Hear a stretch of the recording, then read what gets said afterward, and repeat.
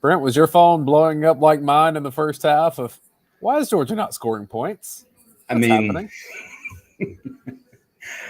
Maybe a little bit. We weren't texting each other at that moment, so No. it was independent of that.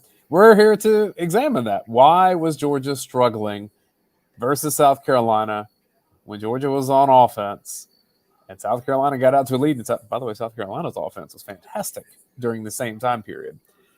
This is Film Live from UGAsports.com. We're brought to you by Breda Pest Management.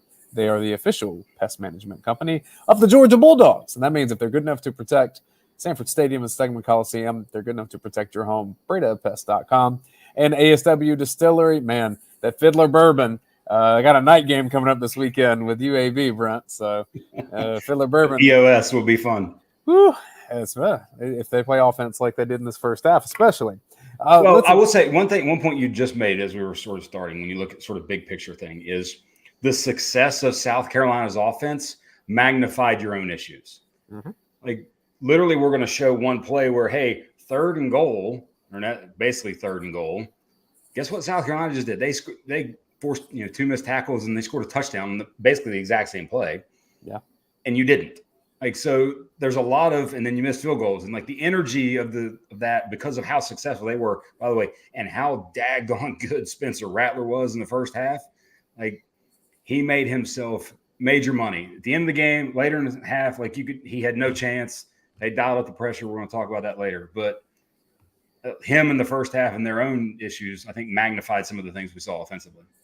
Let's hop into this. Starting out trying to go over to Brock Bowers here. A lot of it, this is just stuff happens in real time that you don't necessarily work on. And when you think about what's, for the most part, likely assignment, a couple of things. One, script. Like maybe when you're scripting this out, first 2, 3, 4 plays, and this is, play 4, I think maybe. And it's about, hey, we're going to get Brock a touch. You don't necessarily, the ball ends up being on the left hash, which doesn't give you as much room as if you were going to the wide side of the field kind of thing. But also, Ernest Green coming out there, my guess, this is sort of the high probability here, he's getting number 2. And number 2 on this play is 24, who's kind of right behind 0 right now for South Carolina's defense. And then 0 sort of makes a play and crosses his face. Like he's barreling down on 24. The one that I'm kind of like, and Cedric Van Pran's like, oh, I got 3. He's getting out to 0. And 0 just goes. So, all right, so now I'm going to go upfield.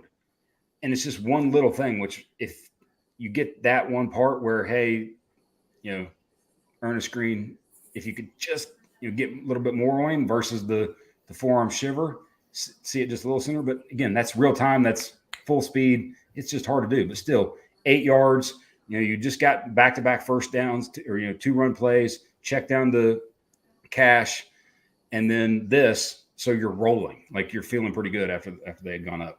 One point that I'm just making simply because I'm going to bring this up later in the plays that we look at. Rosemary Saint blocking. Remember that. Like, he's good at it. He's good at it. Remember that. Because Georgia didn't. I will say one big picture thing, because I don't know that we're getting, I think the rest of them aren't necessarily Bowers, but Bowers right now through 3 games, his average depth of target, like where you're getting him the ball, is, let me put on the screen, 4 yards.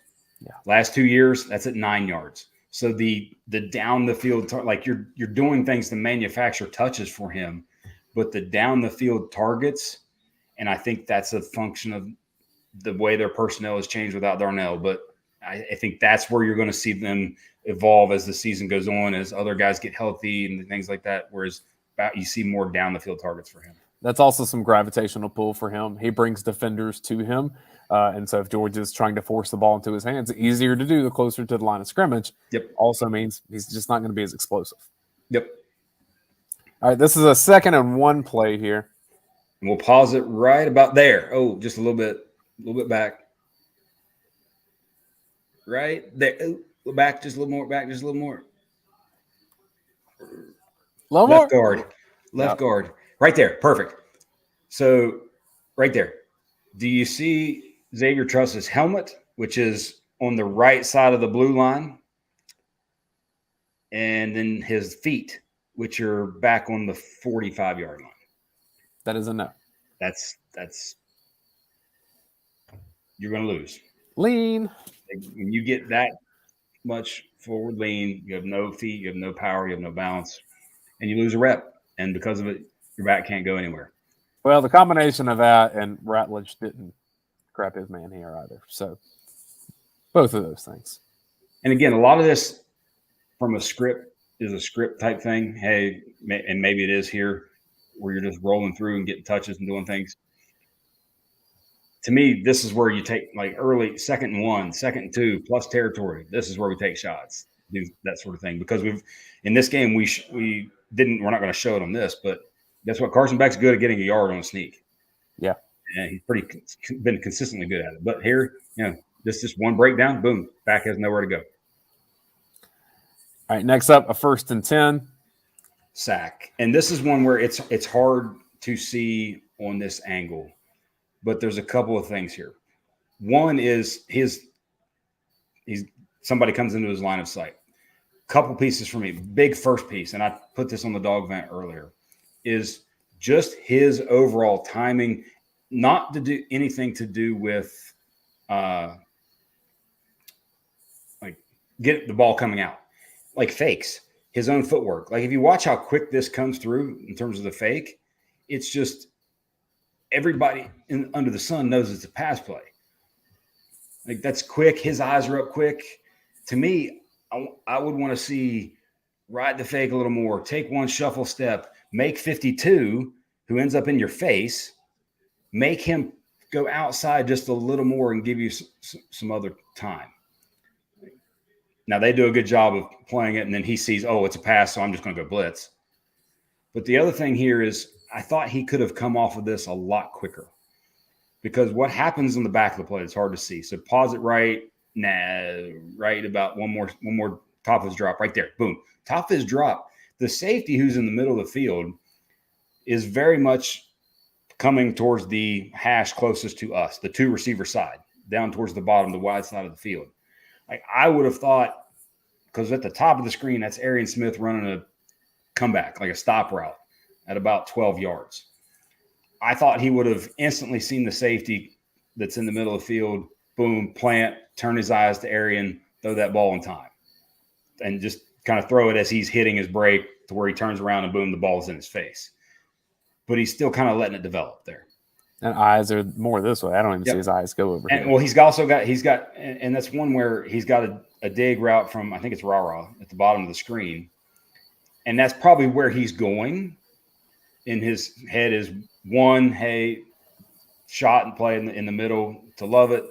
2, dig at the bottom of the screen. It's not quite, when he's sat there and looking, not quite come open yet. He's probably into his cut right now. Well, guess what? Somebody's in my face. Now I gotta avoid the pressure.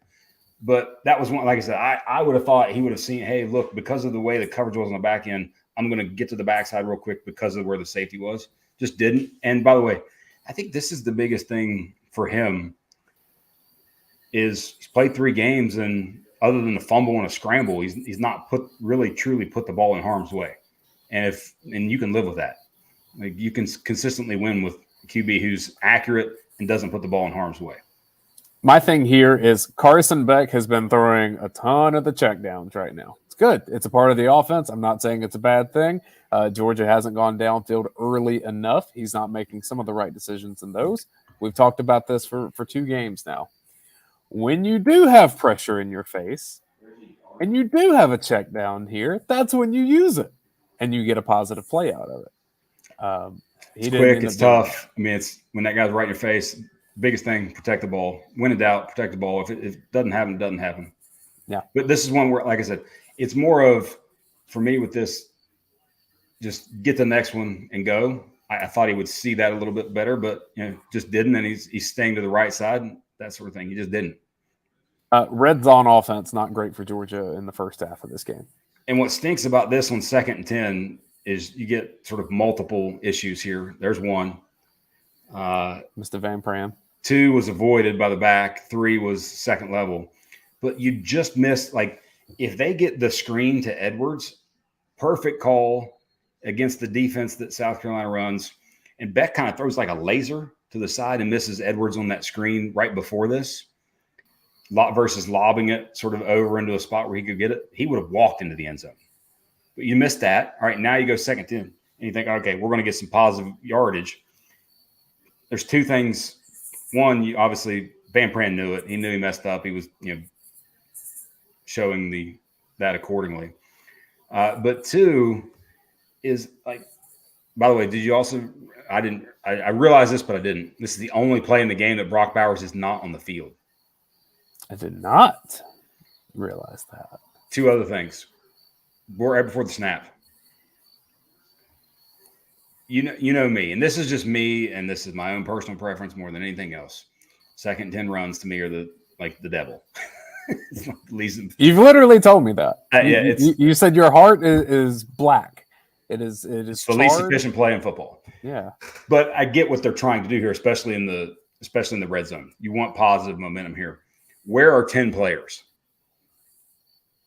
All in the box, like everybody's there. Except for you got a one-on-one on the outside. This would have been a beautiful time for sort of play action, take a one-on-one opportunity outside. But you missed that. The other thing with this is 85. I think it's Lindbergh, right? That's coming in as the 85 sort of extra tight end person with the injuries they have. And this is you're asking someone to do something that to me is not likely his strength.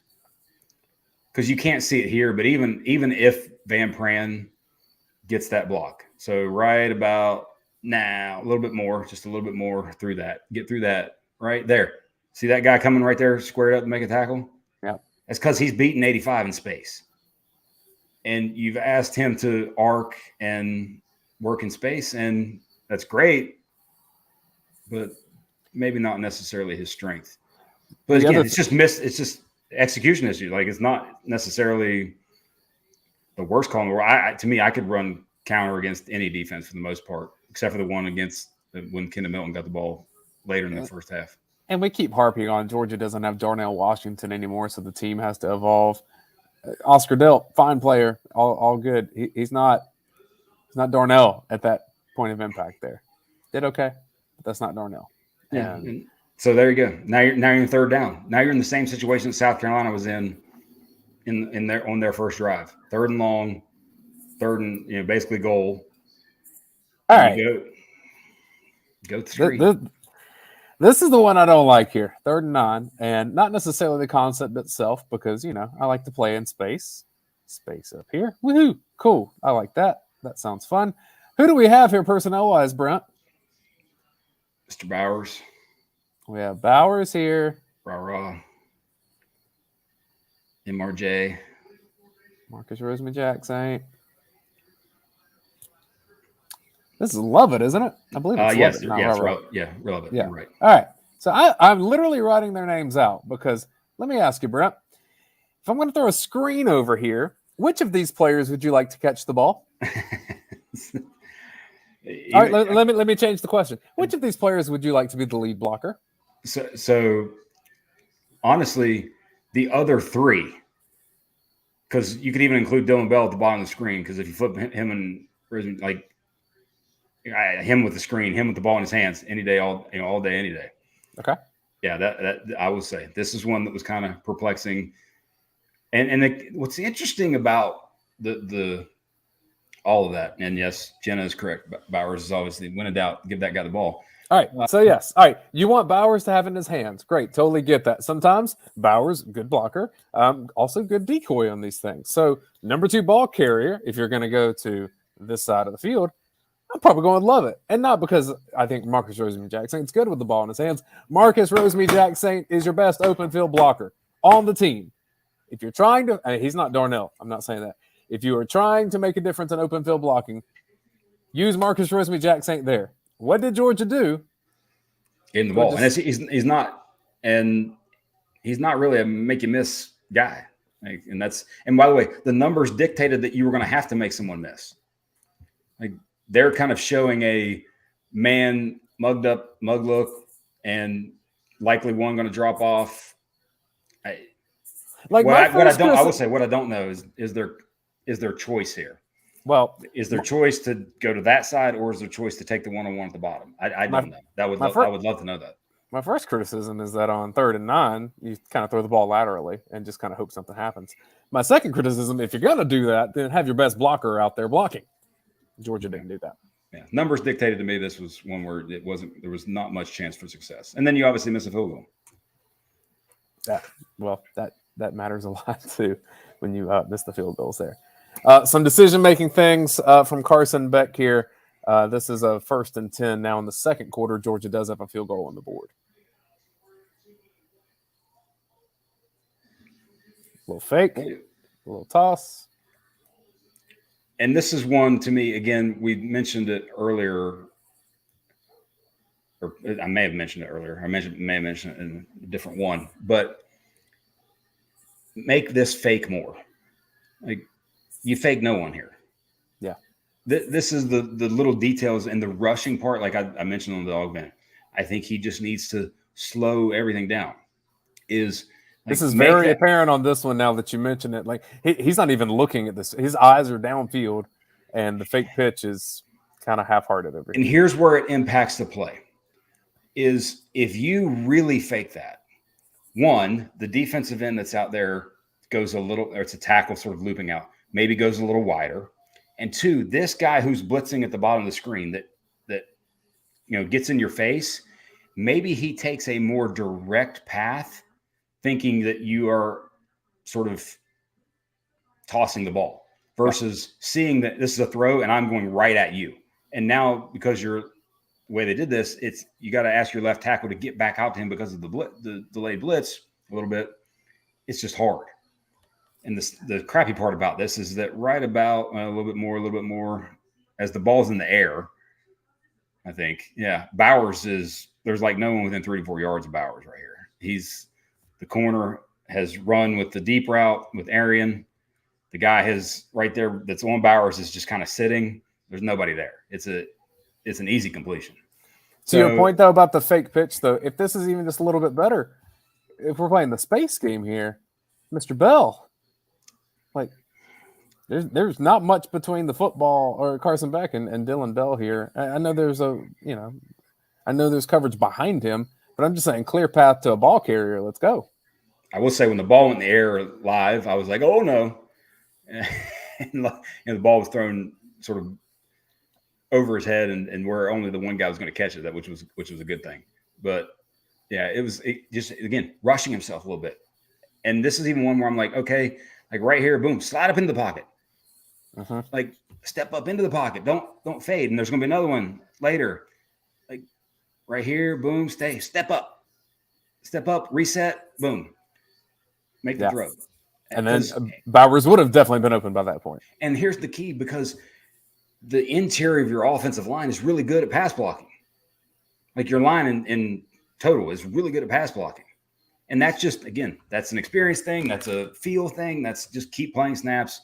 And like we'll talk about it later. I got one other big point later. But anyway. Yeah, I'm moving us to a 3rd and 3. We keep talking about Bowers. This is one that Bowers comes open. Yeah, this has to be thrown to Bowers. But two, again, this is one where, to me, and I don't know if anybody said this or felt this, but he's got some JT Daniels in him. Here's the point of that. Hyper intelligent kid, like crazy smart kid, knows a lot, sees things and sees a lot pre-snap.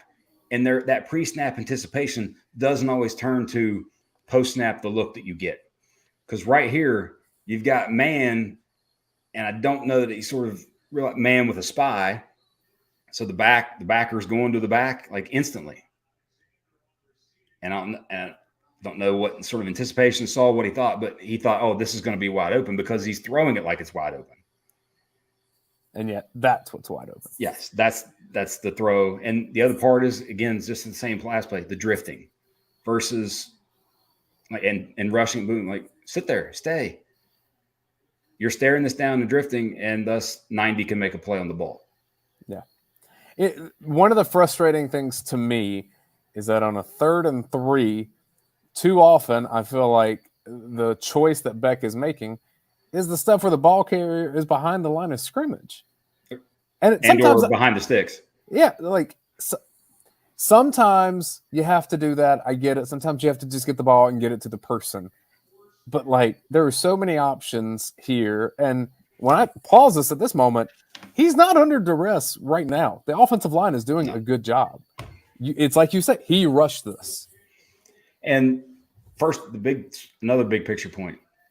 Kid is playing really well. Mm-hmm. Like first time playing in a long time, starting.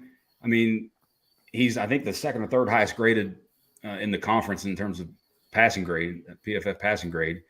Like he's playing really well, not putting the ball in harm's way. It's just these are little things that are causing you, because of when you're not explosive and you don't get big time chunk plays like they had 20 plays over 15 yards passing in the first two games. Didn't necessarily have that until later in this game. You have to be efficient. And these are the little things that sort of make you non-efficient. I mean, you saw it late in the second quarter. Did you have any confidence that with not much time on the clock that Georgia could get chunk plays to put itself in a position to get points? Because I didn't. No, because I knew they weren't going to push the ball down the field.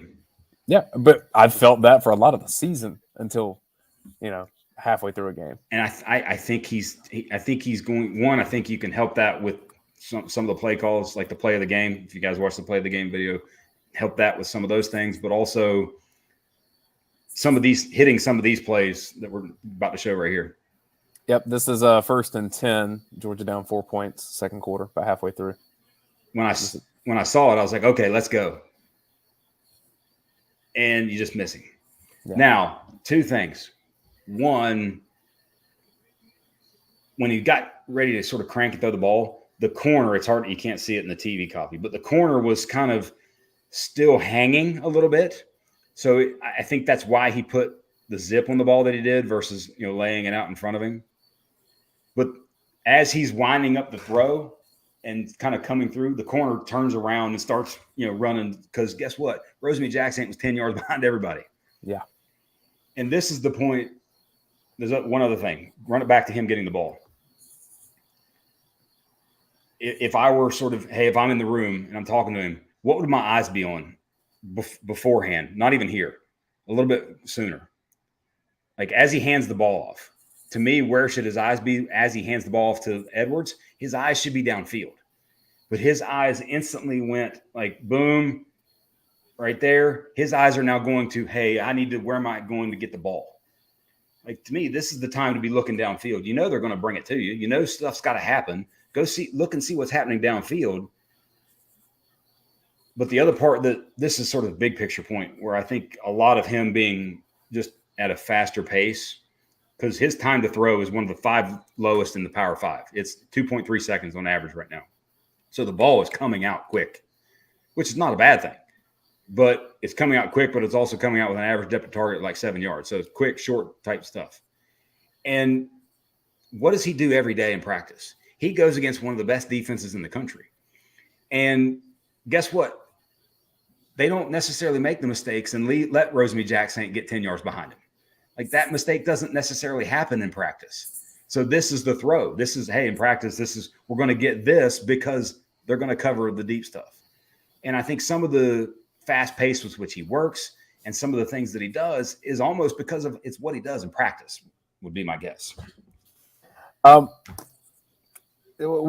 I agree with some of that. Carson Beck, we've talked a lot about him. I do want to wrap with Georgia couldn't run the ball in the first half either, at least not consistently. It did in the second half. We'll talk about that in another video. What happened here with Dayne Edwards? This is a pet peeve of mine, and I don't understand it. I never will. And by the way, every coordinator, the Falcons did it 3 times on Sunday. Like the Sunday night game I watched, it was the Dolphins. Like they did it multiple times. It's 3rd and short, and you turn it off, and you run back 5 yards and hand it to someone who's getting the ball 5 yards from line scrimmage. You just have to hold blocks long, especially when you have no lead blocker, by the way. When you have no fullback, like old school fullback, it just takes a long time to hold those blocks. And yes, you're hoping your back is good and can find it, but it's also longer in terms of time for defenders to slip off guys and make plays. And that's what happened here. Especially, and look, this is probably just a fake here. I don't think this is a legit. If this goes to Smith in motion, I mean, all he has to do is get right there. Make one guy miss. And I trust that with his foot speed, he can do that. I love, by the way, the fourth down call was awesome. Get two guys open, got it to Delp as the sort of rollout. But again, for me, is like I just don't like going under center to go deep. Like I'd rather be in the shotgun, sort of normal in the shotgun. Also gives the quarterback the opportunity to potentially pull it. It gives defense more to think about. It hits quicker, things like that. And this drive, the running game part, which by the way, we're probably going to, and I'm sure there's a couple plays in the other video of how awesome Dayne Edwards was in this game. Like how unbelievably awesome he was after not playing at all this season. Yeah. What he does for the running game, just exponentially beneficial for the running game. And the combo of that, like there was one play where I'm rewatching and I'm like, okay, this run play has zero chance for success. And it was a Milton play, I think 1st and goal. He got stuffed right. It ended up field goal, that was the one where Ratledge got the holding penalty during that part. But that was really the only play where it's like this has zero chance for success from a setup schematic point. So to me, the run game is there, and the backs help it so much more so. And the crappy part is Mary Sims got hurt and is out for a while. That's the crappy part. Limited depth at tackle, limited depth at running back. It's all being tested for Georgia's offense while the quarterback's trying to find his rhythm. And so a lot of moving pieces here. Georgia's trying to figure out. This week now becomes very interesting. Another home game, 4th straight home game. And basically 3 straight games you've kind of started off. Well, the second quarter against Ball State was huge, but still first quarter you had nothing. Like you've not really done anything early. Yeah. Does the stadium kind of like a little restless and feel that if you don't get, touchdown in your first drive or two? It'll be interesting to watch because after 3 games, it's a thing. Like it is what it is. We'll have another video here from film.lightUGAsports.com that shows how Georgia's offense turned it on in the third quarter to help save some of the game. A lot of good things that happened in that, including I snuck in there that 4th down you're talking about to Oscar Delp from the second quarter, only because it was such a fun play. Yes, so that's coming in another video, depending on what order you watch these. Thanks for watching Film Note Live from UGAsports.com, brought to you by Breda Pest Management and ASW Distillery. We'll see you next time. Make sure you subscribe. See y'all later.